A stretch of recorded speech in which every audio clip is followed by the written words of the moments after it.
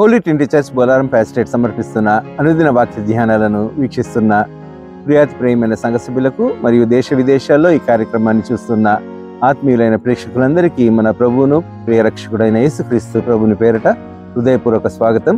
నేటి మన అనుదిన వాక్య ధ్యానాల్లో మన ప్రియులు పెద్దలు శ్రీమతి జె పద్మలలిత జనార్దన్ గారు అందించే సందేశాన్ని విందాం. The stages required for the spiritual growth of a believer, విశ్వాసి ఆత్మీయ జీవిత ఎదుగుదలకు కావలసిన స్థానాలు అనే అంశంపై వారు సందేశాన్ని అందించక మునుపు ఈ భక్తి గీతాన్ని విందాం.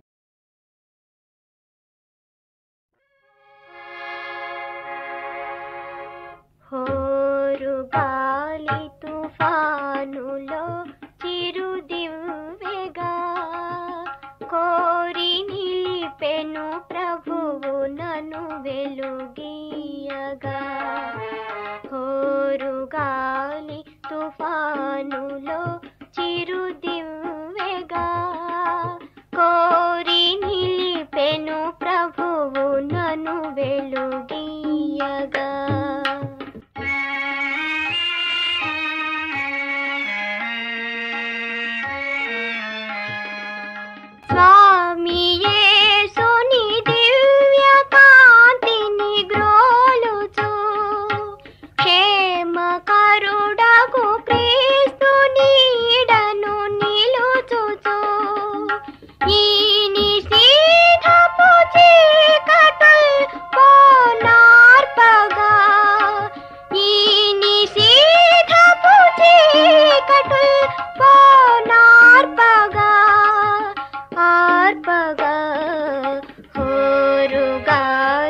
తుఫానులో చిరుదివ్వెగా, కోరి నిలిపెను ప్రభువు నన్ను వెలుగీయగా.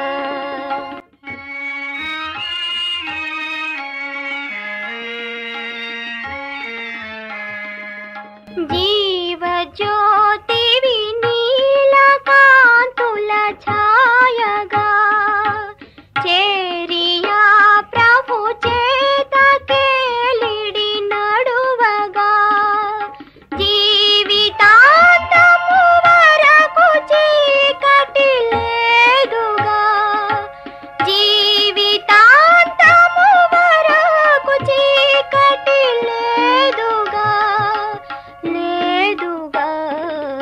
హోరుగాలి తుఫానులో చిరుదివ్వెగా, కోరి నిలిపెను ప్రభువు నన్ను వెలుగీయగా.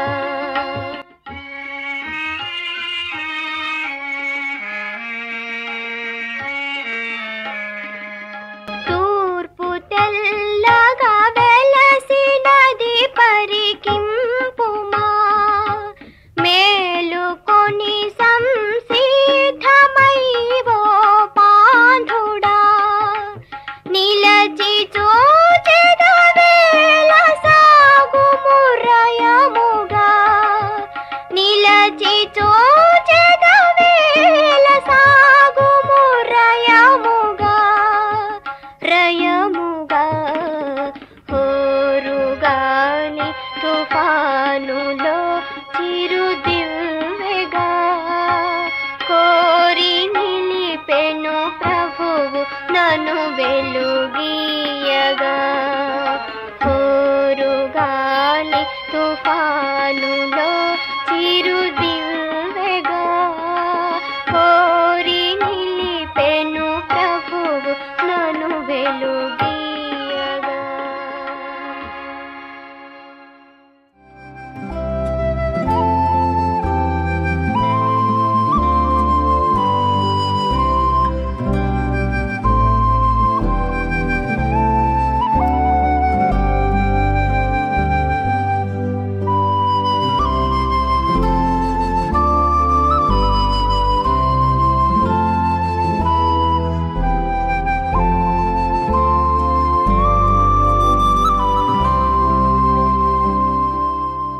అనుదిన దైవ ధ్యానాలకు స్వాగతం. యేసుక్రీస్తు పరిశుద్ధ నామములో మీకు అందరికీ శుభములు కలుగును గాక.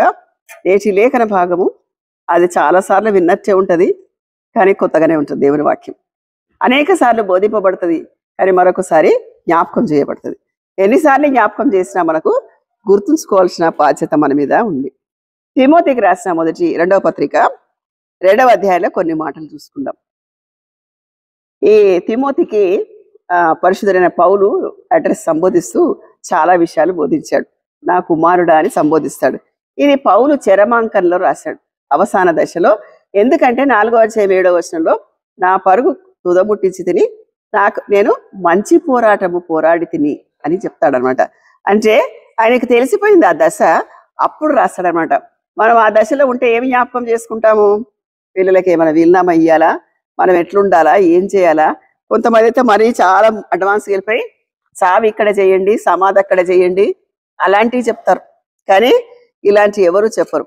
అదే అపోస్తులది ఎలా ఉంది చూడండి. అపోస్తుల విశ్వాసం ఎలా ఉంది అంటే, అపోస్తులుడా పౌలు పిలువబడిన వాడు, పౌలు చాలా మంచి సేవ చేసిన వాడు. చూడండి, తిమోతికి రాసిన 2వ పత్రిక పరిశుద్ధుడైన పౌలు రాశాడు. నా కుమారుడా, క్రీస్తు యేసునందు కృపచేత బలవంతుడు కమ్ము. ఎవరికి చెప్తున్నాడు? తిమోతికి చెప్తుండు, నీవు బలవంతుడు కమ్ము. దేని బట్టి బలాన్ని పొందుకోవాలా? నా కుమారుడా, క్రీస్తు యేసు కృపచేత బలము పొందంటున్నాడు. మొదటిది బలం పొందాల.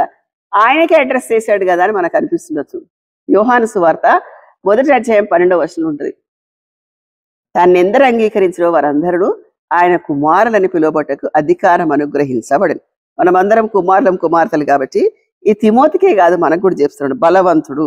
2వ స్థాయి ఏంటిదంటే మంచి సైనికుడు. 2వ అధ్యాయం 3-4 వచనాల్లో ఉంటది. సైనికుడు ఎవడను యుద్ధంలోకి పోవునప్పుడు తన దండలో చేర్చుకునే వాడిని సంతోష పెట్టవలనని జీవన వ్యాపారంలో చిక్కుకోనడు. 2వ స్థాయి సైనికుడు. సైనికుడికి ఏముంటదండి? ఒక మంచి యూనిఫాము, హెయిర్ కటింగ్ చూస్తే తెలుస్తుంది ఆయన మిలిటరీలా ఉండడా లేదని కదా. ఒక ఏముంటది? డిసిప్లిన్ ఉంటదండి. తర్వాత ఇంకేముంటది? దేహదారుఢ్యం ఉంటది. ఎంత? ఛాతీ ఇంత ఉండాలా, భుజాలు ఇంత ఉండాలా, ఒక క్రమమైన దేహదారుఢ్యం ఉంటది. తర్వాత పోరాడే అనుభవం ఉంటది. ఇది దేనికి పోరాడతారు? దేశం గురించి పోరాడతారు. తర్వాత యుద్ధం వచ్చినప్పుడు పోరాటంలో ముందు నిలిచేవారు. ఎలా ఉండాలి? మీరు సైనికుని వలె విశ్వాసంలో వచ్చే పోరాటాలని ఎదుర్కోవాలంటున్నాడు. తర్వాత 3వ స్థాయి ఏంటిదంటే 2వ అధ్యాయం 5వ వచనం. మనము జట్టి అయినవాడు పోరాడినప్పుడు నియమ ప్రకారంగా పోరాడును.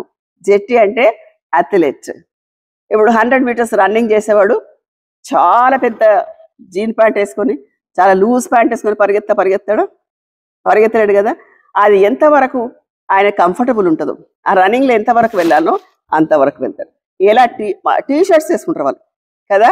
రన్నింగ్లో వేరు, టెన్నిస్ ఆడేవారు వేరే, హాకీ ఆడేవారు వేరే, రకరకాలుగా నియమ ప్రకారంగా ఉండాలి. ఒకసారి ఈ జడ్జి చెప్తా ఉన్నాడు అనమాట, 100 రన్నింగ్ చూస్తే మనకు వేరే ఒకరు ఫస్ట్ వచ్చినట్టు అనిపిస్తుంది. షైనీ వచ్చిందనమాట.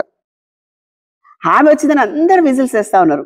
అక్కడికి వచ్చినాక ఆమె నియమ ప్రకారంగా రాలేదు. ఏ పరిధిలో మనం కక్షలో ఉన్నామో ఆ కక్షలోనే రావాలి. నీకు నియమించబడ్డ నియమం జట్టిలాగా, అథ్లెటిక్ లాగా నియమాన్ని అనుసరించాలా. 2వ అధ్యాయం 5వ వచనం.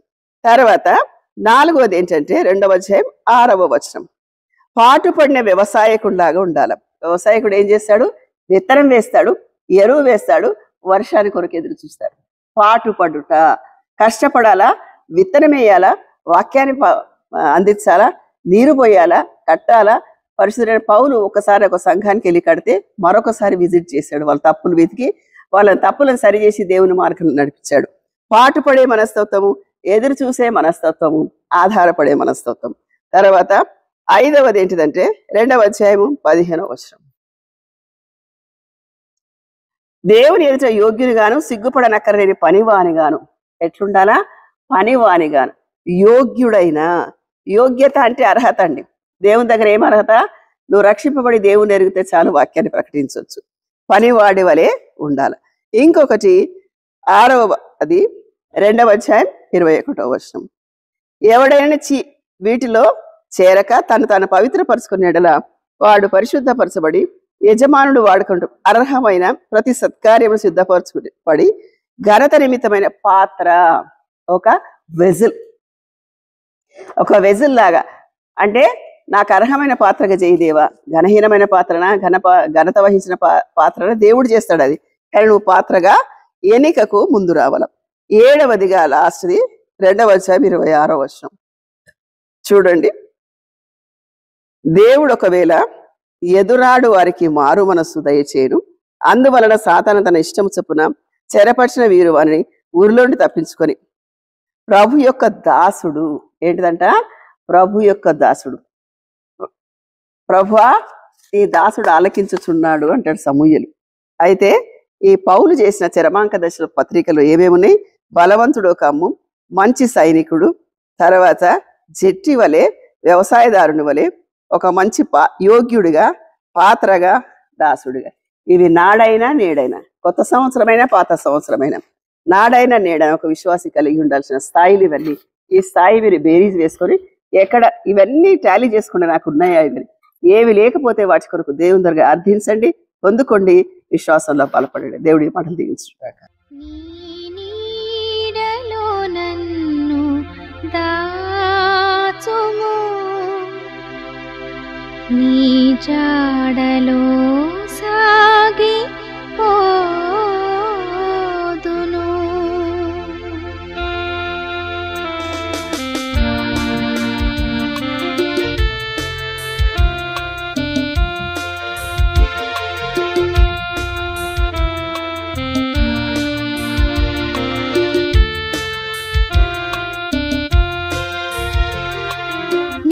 నీడలో నన్ను దాచుము, నీ జాడలో సాగిపోదును. నీ నీడలో నన్ను దాచుము, నీ జాడలో సాగిపోదును. చేదోడు వాదోడు నీవేగా, పాదాల దరి చేరితి యేసయ్యా. చేదోడు వాదోడు నీవేగా, పాదాల దరి చేరితి యేసయ్యా. నీ దాపు చేరిన మరణంబు లేదయ, ఆధారమీవేన యేసయ్యా. నీ దాపు చేరిన మరణంబు లేదయ, ఆధారమీవేన యేసయ్యా. నీ నీడలో నన్ను దాచుము, నీ జాడలో సాగిపోదును.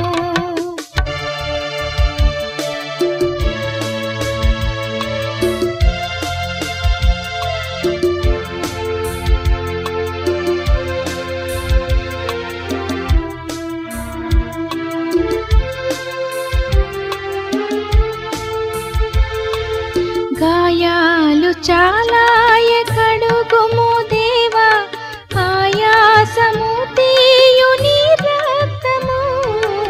గాయాలు చాలాయ కడుగుము దేవా, ఆయాసము తీయు నీ రక్తము. నా యాత్రలో నీవే నా సారథి, నా ఆత్మ నీ యందే హర్షించును.